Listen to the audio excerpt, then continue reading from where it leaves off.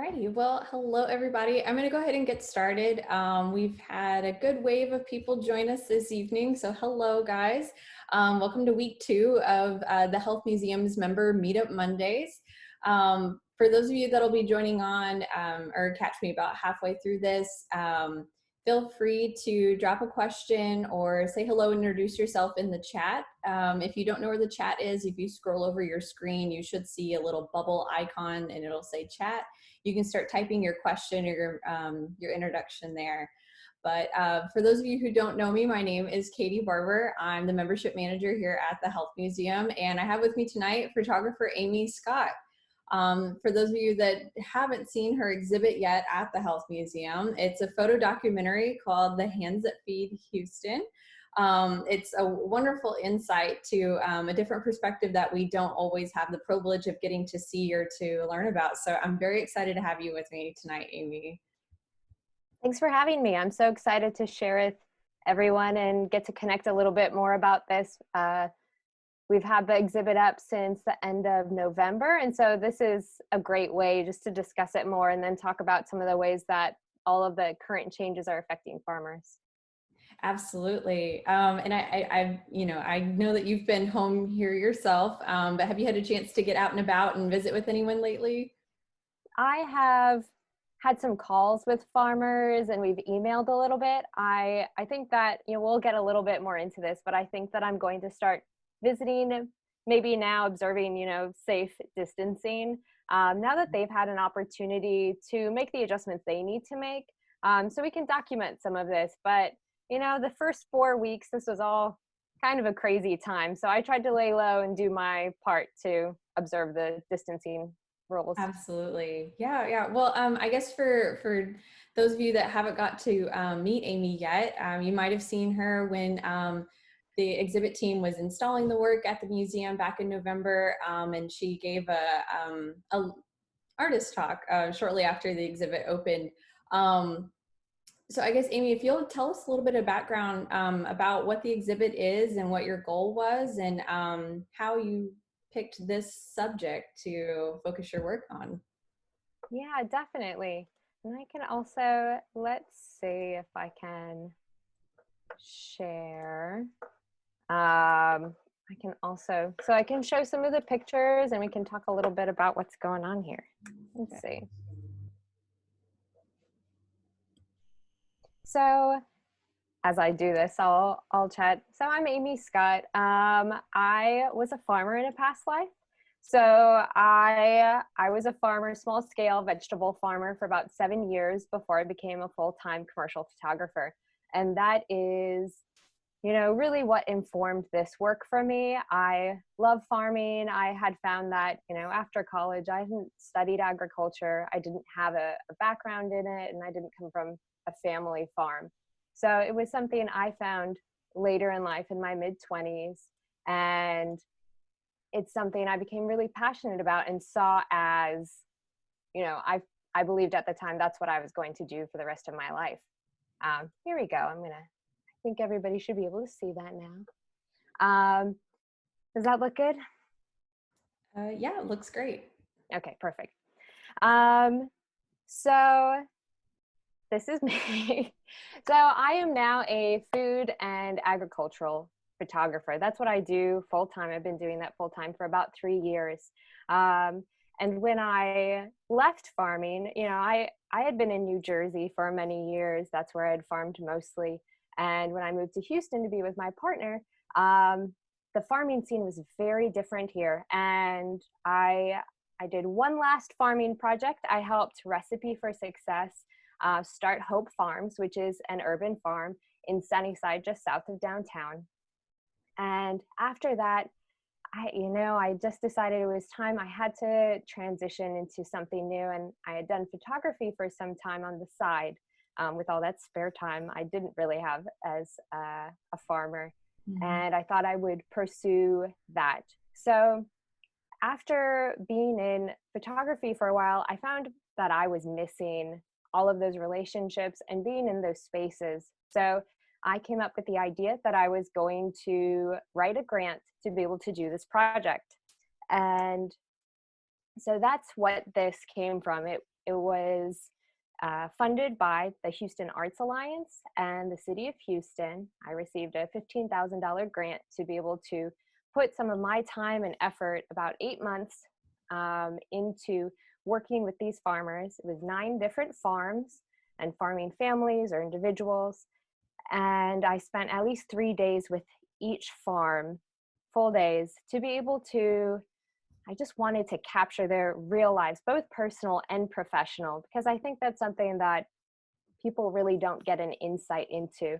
And it was those pieces I wanted to capture as somebody who had farmed in the past, to show, the early mornings and the late nights and all of the different ways that it impacts a person to do that full time. Yeah, this is one of my personal favorites in the exhibit. If when you walk into the museum and you look down the hallway, it's one of the first halls you can look.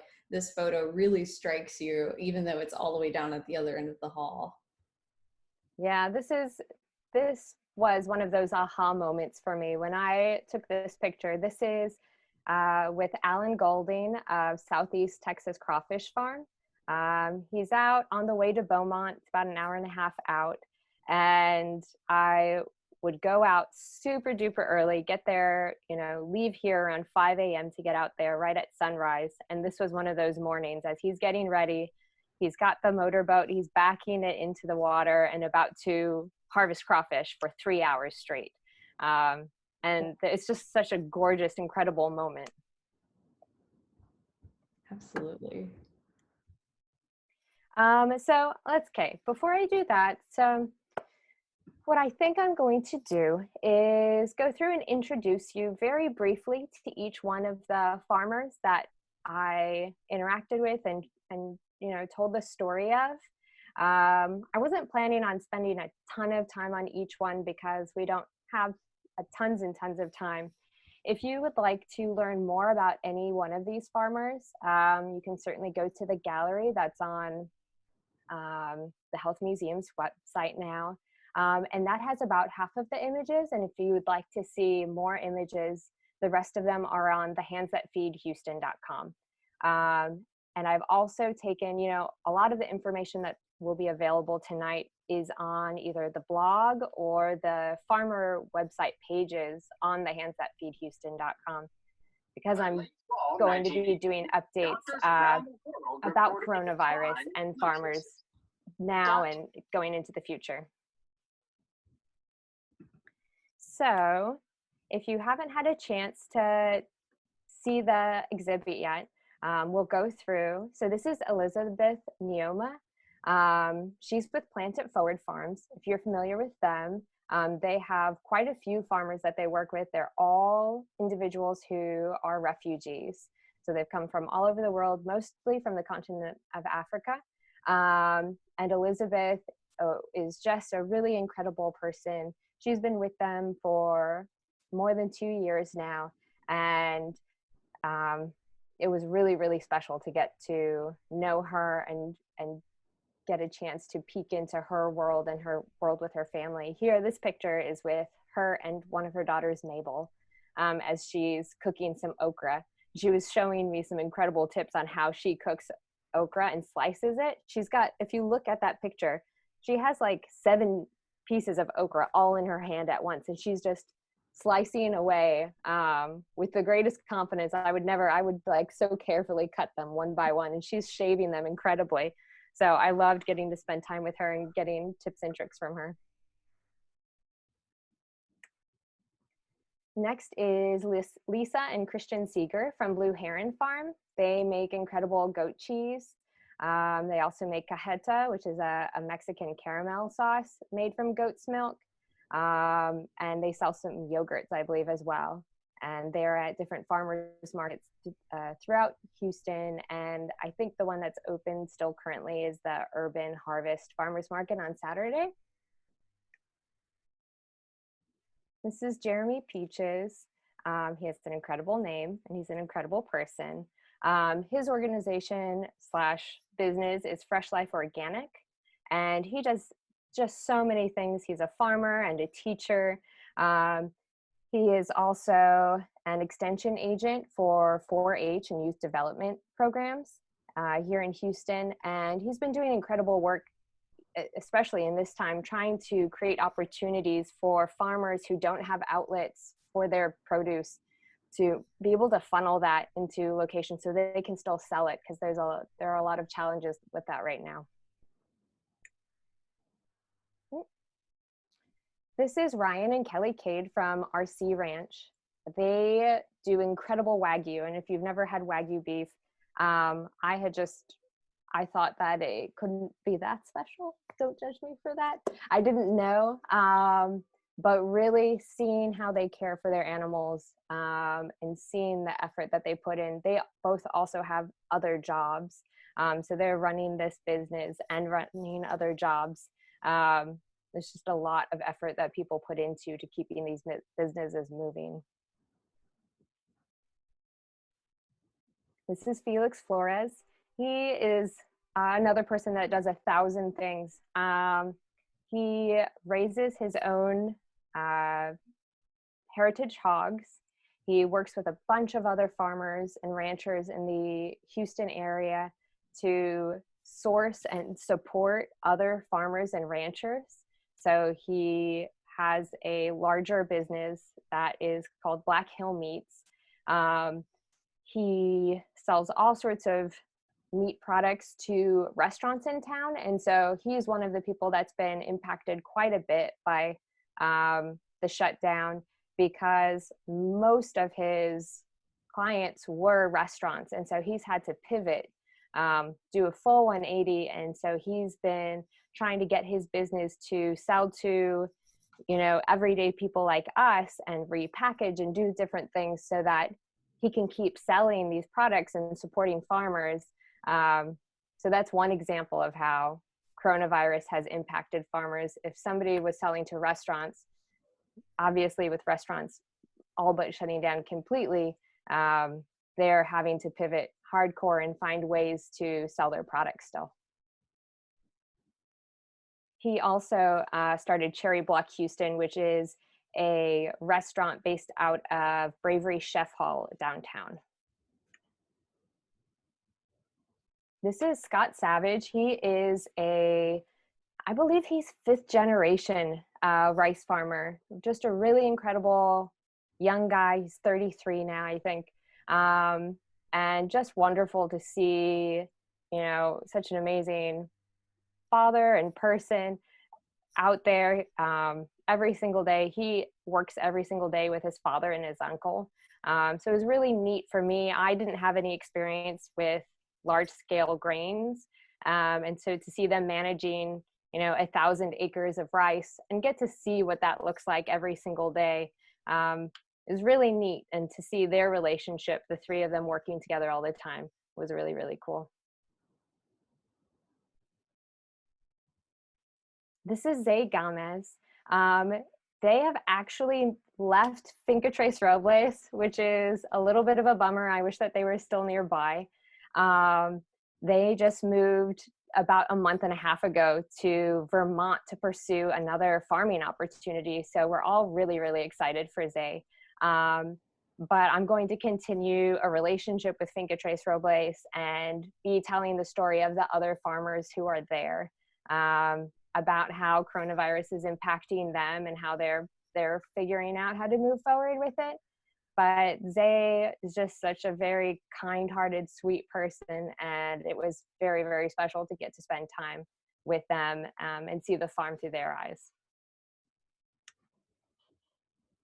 And this is Alan. So we've already seen that first image of him going to harvest the crawfish. He is a 4th generation rice farmer. If you're not familiar, rice and crawfish always go together. Crawfish farming happens in the rice fields after they've harvested the rice. So they rotate them through, and I knew nothing about this type of growing before I started working with him. And he just was so willing to share everything about it with me. It was really incredible to see, how much effort it is for him to manage harvesting crawfish, 3 hours in the morning and then running and getting on the tractor and working that for the rest of the day. So it's really exhausting, but it's an incredible opportunity for him to have both of those income streams.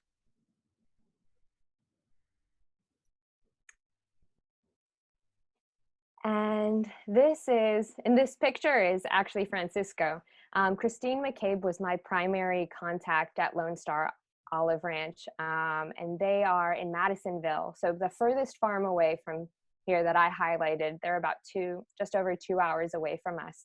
But I just thought it was really incredible that we have Texas olive oil, and I loved getting to see, you know, the way that they manage their systems. They also install and maintain olive orchards at other people's farms and locations. So I loved getting to connect with them and start sharing more about Texas olive oil and what that looks like, because most people don't associate olive oil with our region. So before I continue here, I wanted to know if there's any questions, and then we can sort of go forward and talk about now.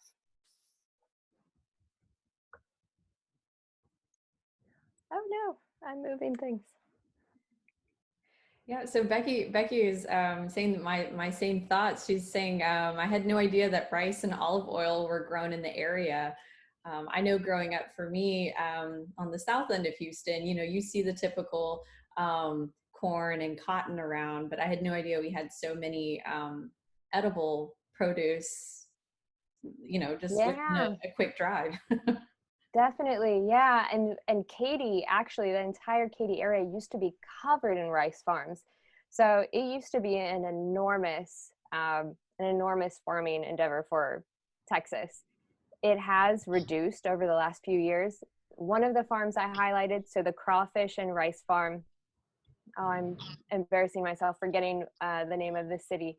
But where Southeast Texas Crawfish Farm is on the way to Beaumont. It's just about 20 minutes shy of it. And then the other farm I highlighted, Scott Savage Triangle Rice Farm, they're in Bay City. So, you know, coastal regions are still able to grow a lot of rice. And it's incredible. There's a ton of rice still being grown, and there's crawfish. Anywhere there's rice being grown, there's some crawfish being grown as well. Amy Scott. Yes. Hey, it's Michael Perkins. Hey, how's it going?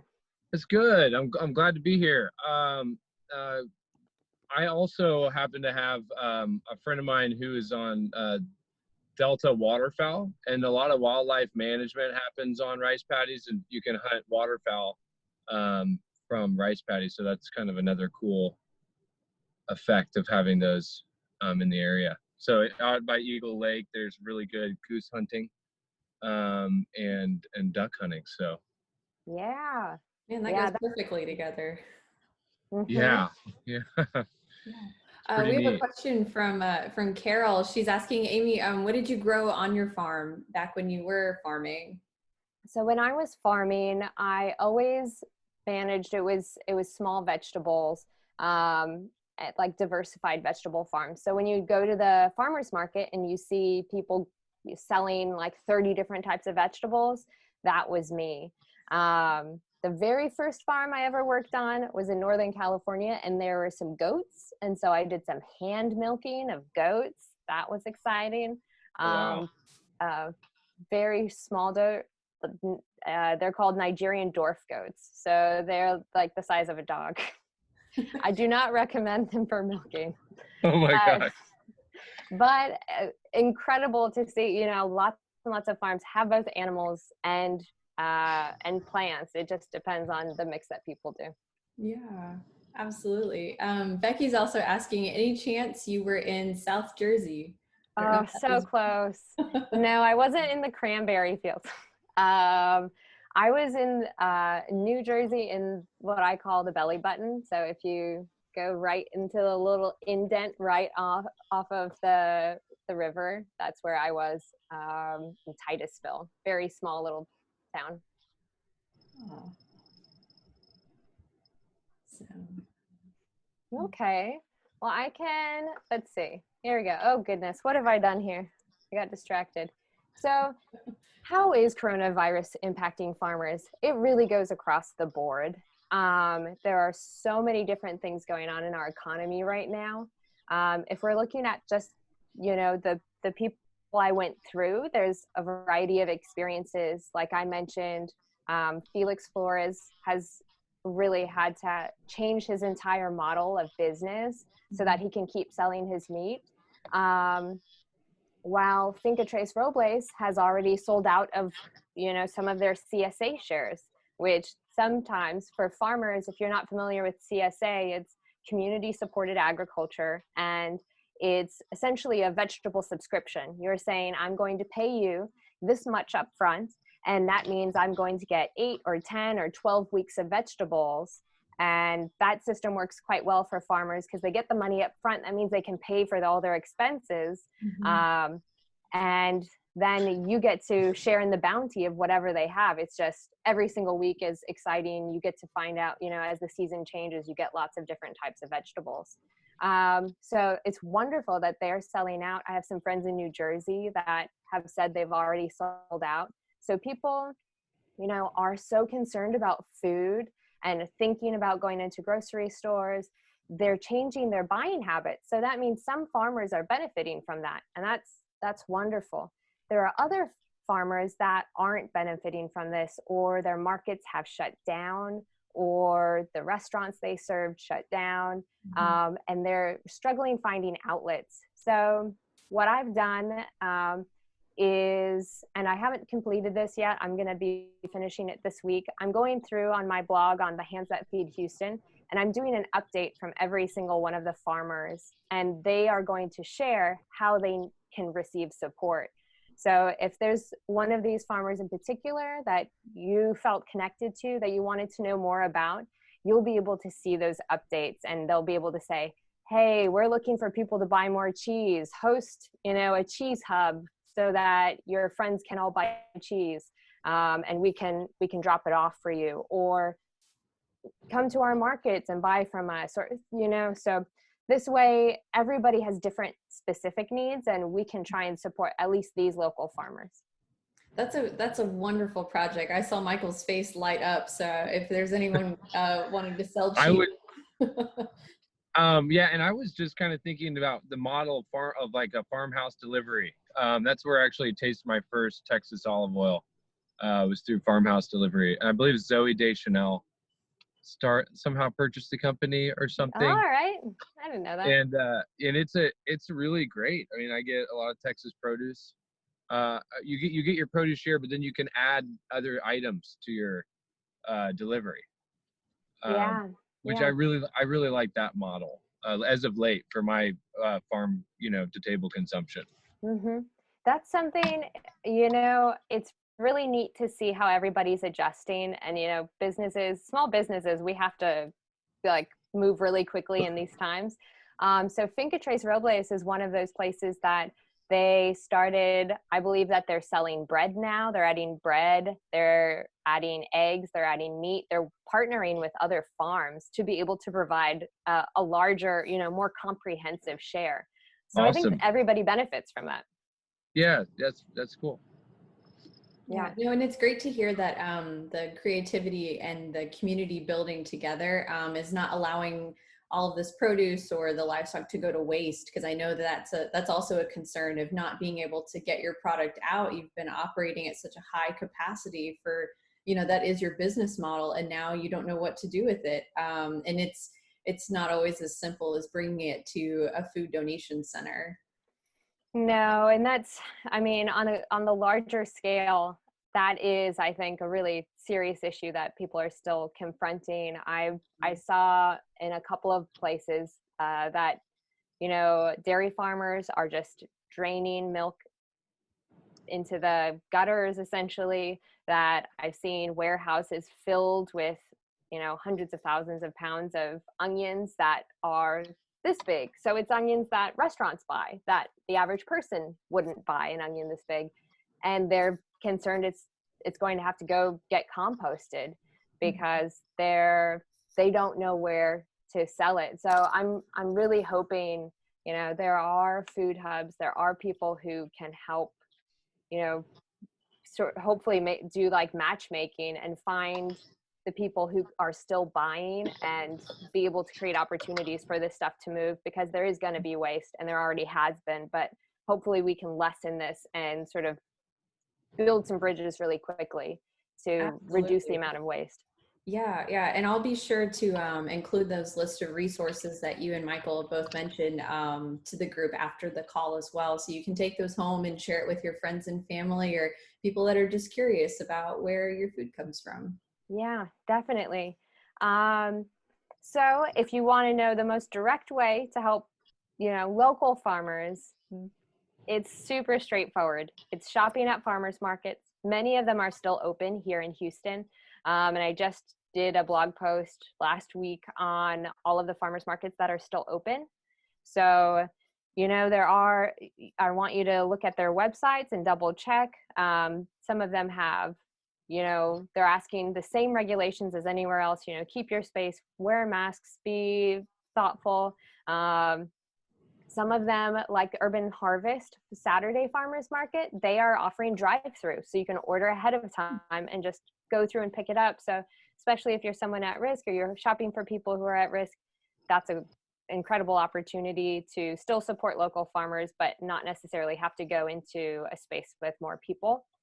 There are still lots of places that have CSA shares. Plant It Forward has shares. I'm not sure. I do believe that Finca Tres Robles might be adding some shares now.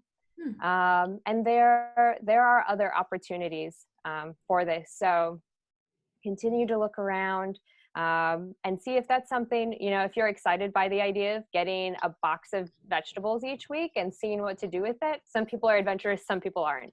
So yourself if that sounds good or terrifying.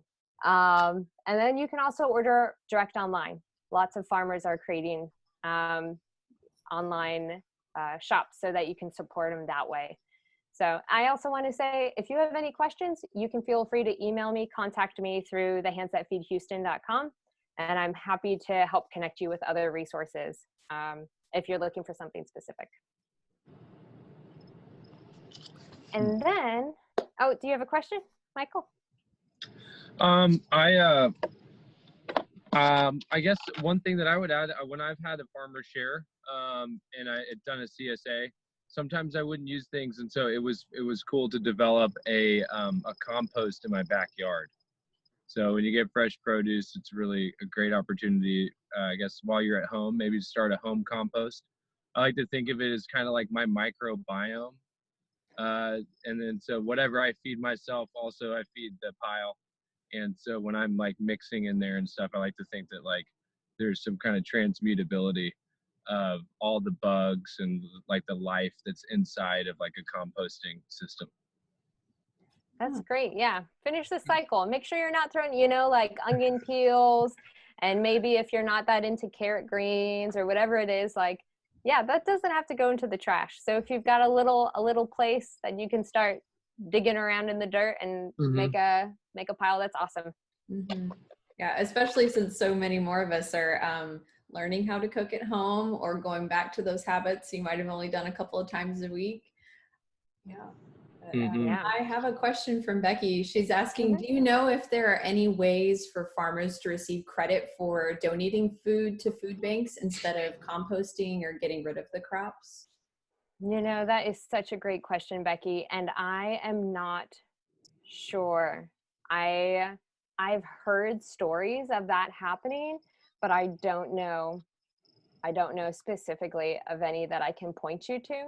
So I'm really hoping that those partnerships are happening. I know that people are donating, but again, yeah, I think that you're right. There has to be some form of credit or something for that, because the farmers have already invested all of their money into that product.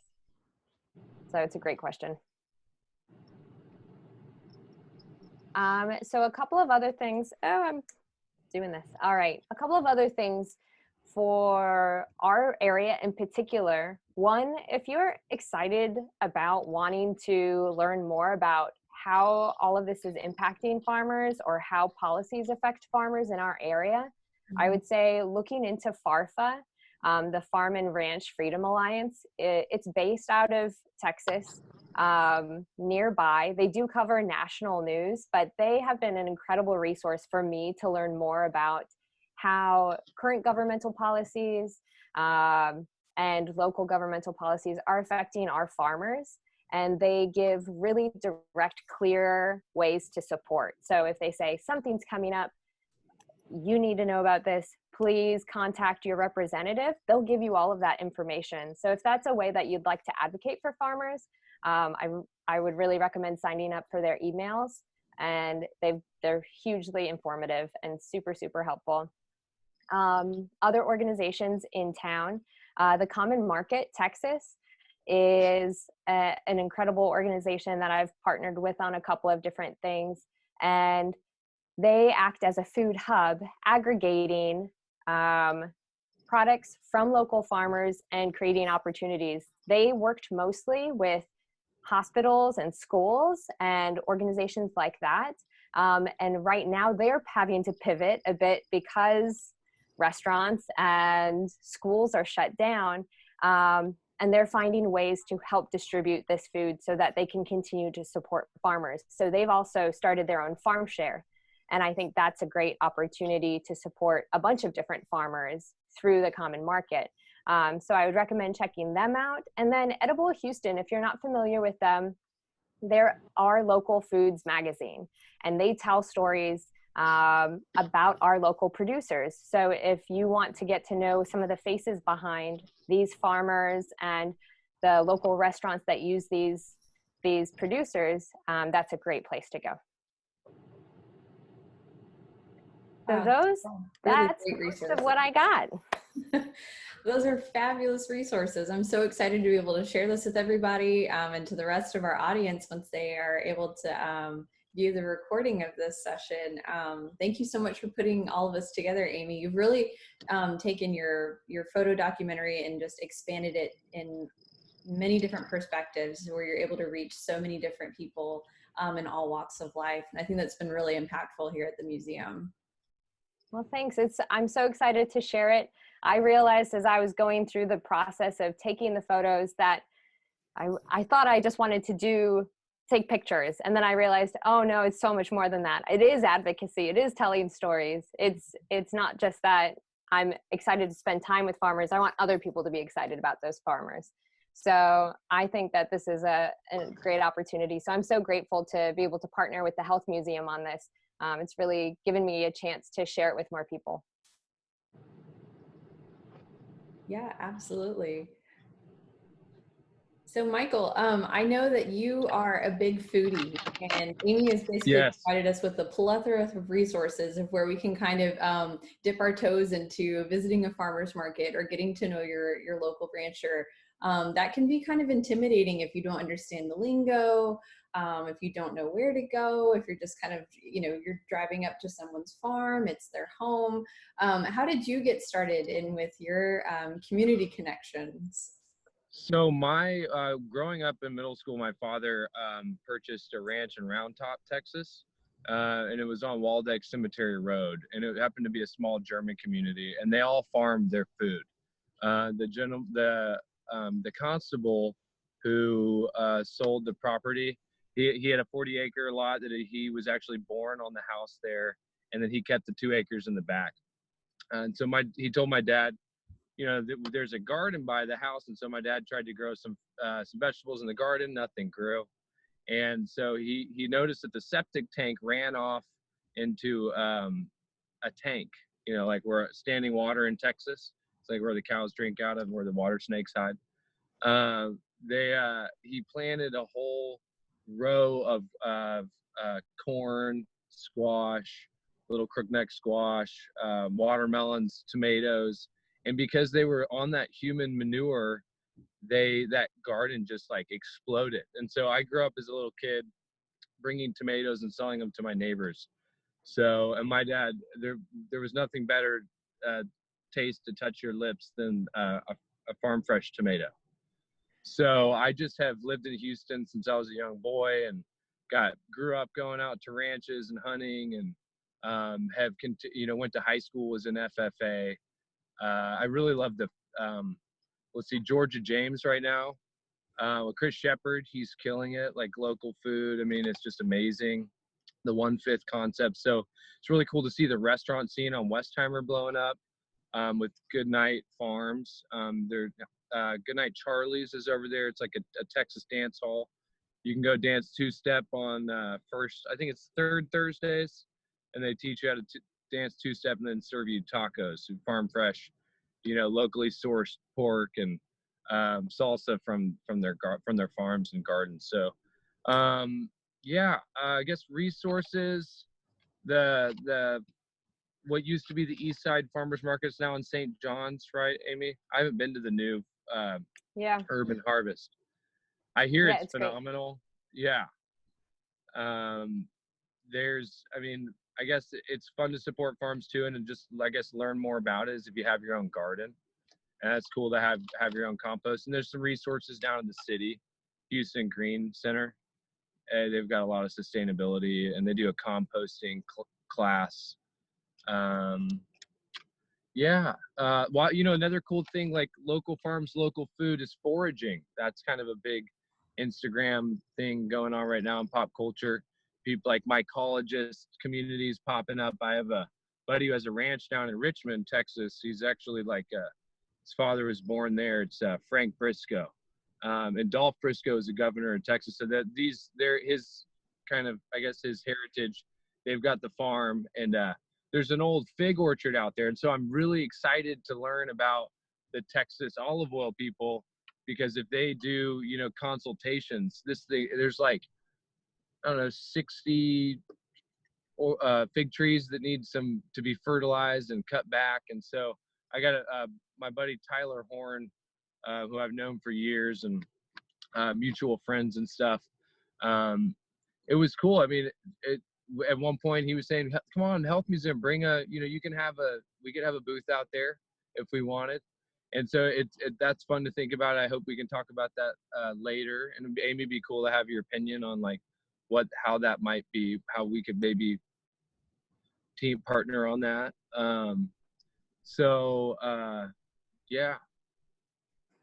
Hunted ducks on rice. So it's just really fun. So if anyone wants to reach out, I mean, I've got an Instagram.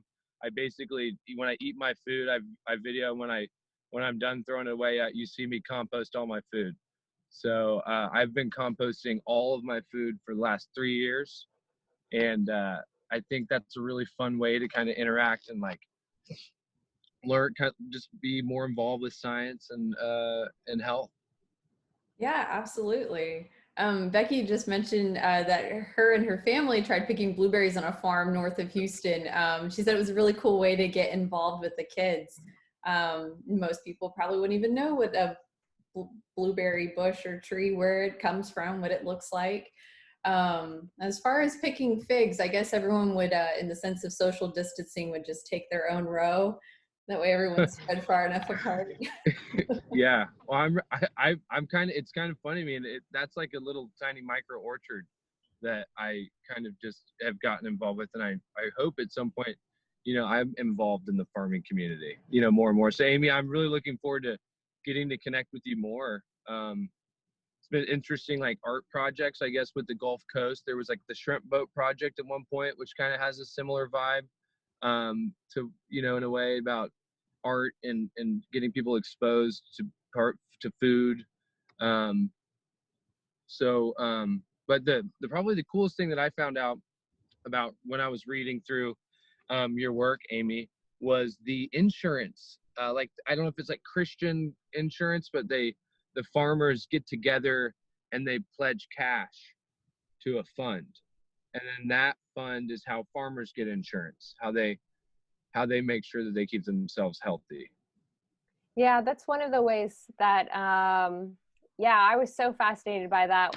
You'll see if you go to the Hands That Feed Houston, or actually it's on both sides. So whether you go check out the gallery at the Health Museum or at my website, you'll see in the question and answer, most of the farmers were asked if they have health insurance and if that's something of concern. I didn't know that a global pandemic was going to be coming, and that would be even more interesting. But everybody has Things you everybody know. had a different answer. And some, you know, one of the farmers was young enough to still be on their families. Some people get it through their wife or husband. And yeah, one of the, I think it's the crawfish farmer, Alan Golding, they ended up doing it through a co-op. So there's 1,000 different ways, but it is super challenging. Just like for any small business owner, getting health insurance can be incredibly challenging and or expensive. So it is something of huge concern that we do need to keep supporting them, because they need to be able to take care of themselves in a time like this. And if they get sick, it's a really difficult position. Thank you. Definitely. So Amy, what are your thoughts on, you know, once we're able to overcome the current challenge, do you think that people looking for more locally sourced food is going to stay a popular option? I know that's what we all hope.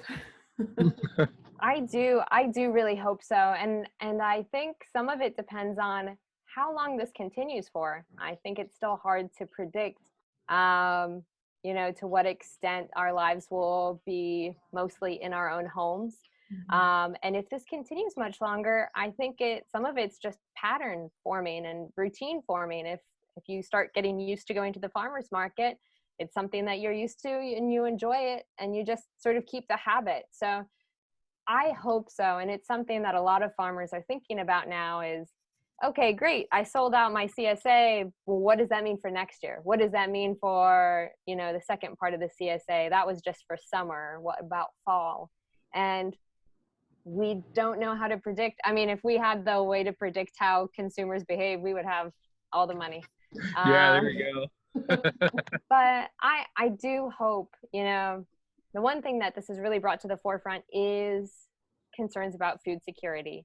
And if anything, I think shifting the way that we look at how we buy and how we structure our food sourcing, you know, it isn't sustainable to be relying on food to be trucked in from across the country for our bare necessities. We need to be sourcing that from our local farmers, so that when something like this happens, we're not at risk of going hungry.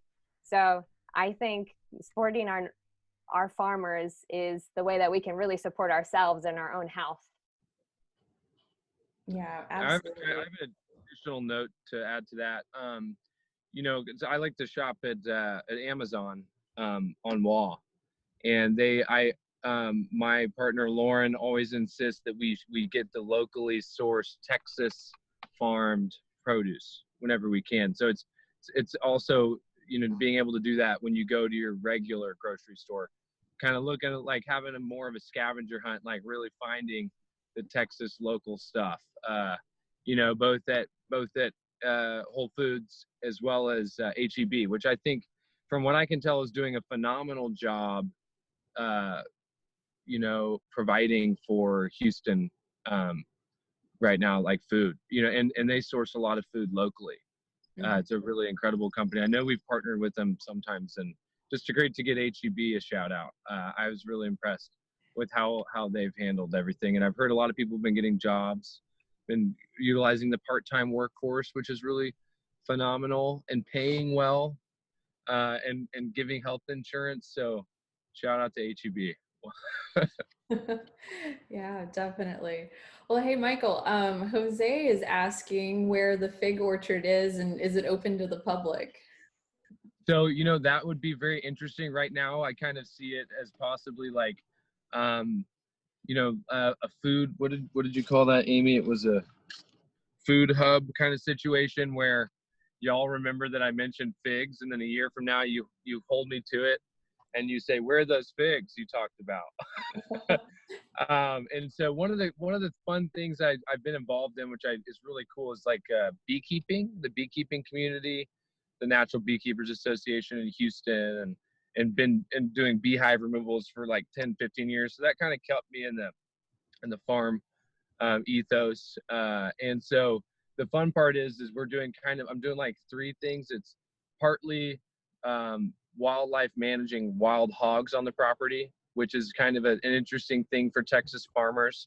We happen to have wild hogs that were released when the Spanish came over, and then even other hogs that once they escape back out into the environment, they become rewilded, and so they just happen to eat. They like grubs, and they tear up property. So there's, Texas Parks and Wildlife is a great way to be also involved in local food, in the sense that Houston's a big city, and that like a lot of Texas, all over Texas, pistachios from West Texas. I just had my birthday recently, and everyone's had a Texas sheet cake at some points. It's the best cake at the picnic usually, right? And so my partner Lauren made me one, and we called it a West Texas sheet cake because it had pistachios.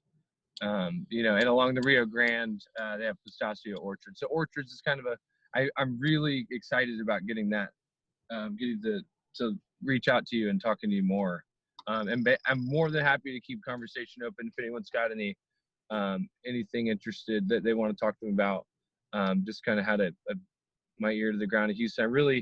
It's kind of cool, Amy. It's kind of awesome to see you having a platform.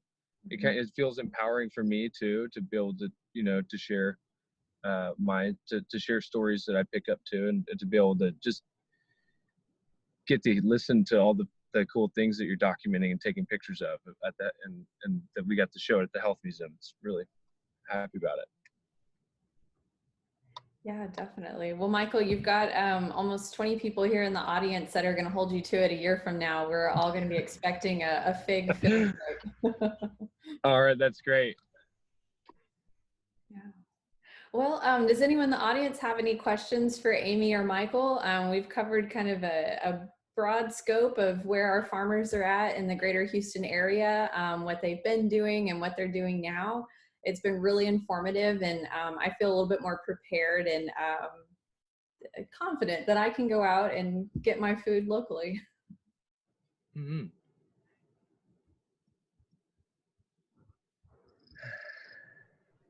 Thank you. Thanks. Great. Well, Amy, I have one last question for you. I know you're working on probably several more projects in the background, but this photo exhibit that you have with us, what is your favorite part of the exhibit? It's a little bit like asking which of your children is your favorite. But I might not be able to answer directly.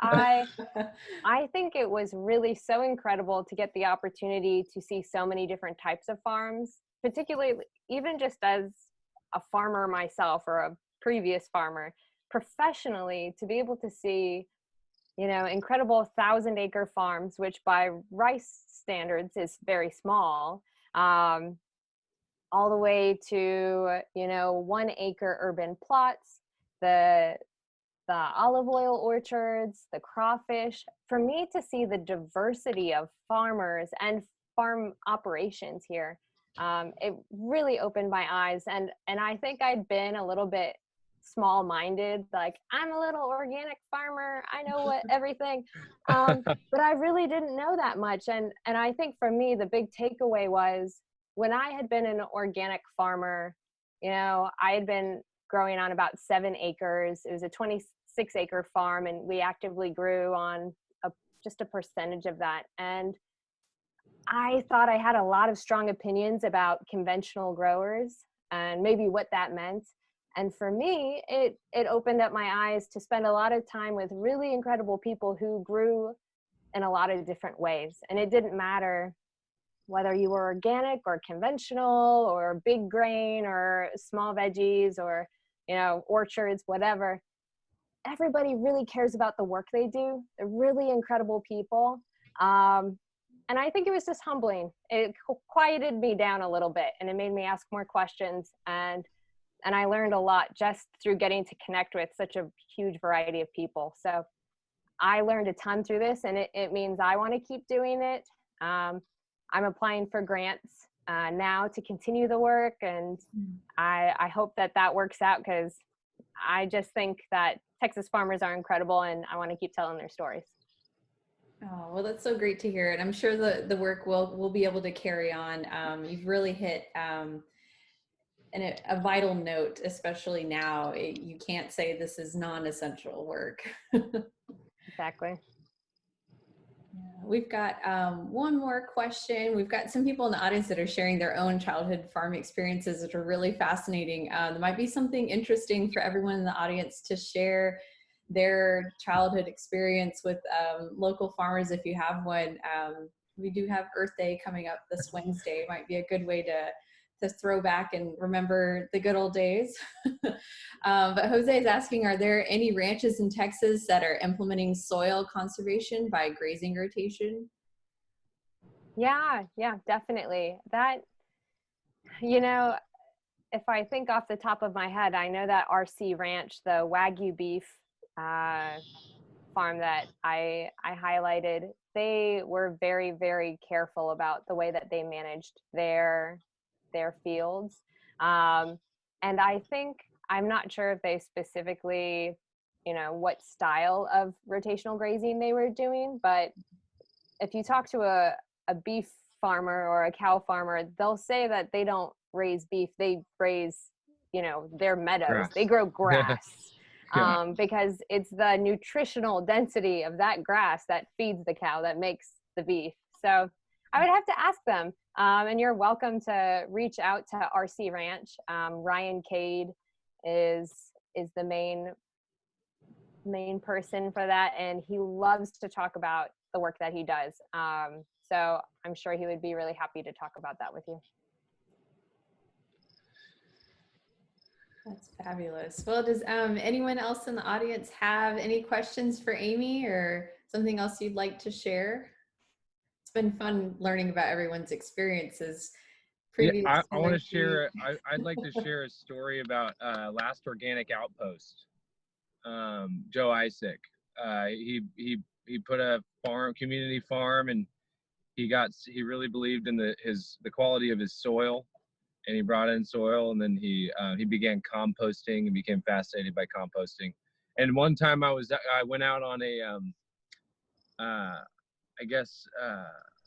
field trip with him out to a humanure facility, which this guy had figured out he could take city waste from a dump. And when you go to the dump, you have to pay $45 to dump depending on how much you weigh. And so he would have the city dumps with human waste. That's oil traps. That's human excrement. That's compost. And he would dewater it so he could take 4 loads and turn them into 1 load. And then he began dumping into the city dump.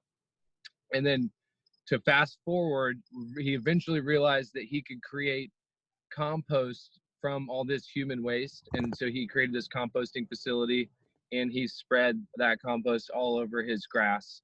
And so I'll get you the resource or what the name of it is later, Katie, because it was a fascinating field trip. And to know he had some of the best selling cattle in his area because his grass was so green.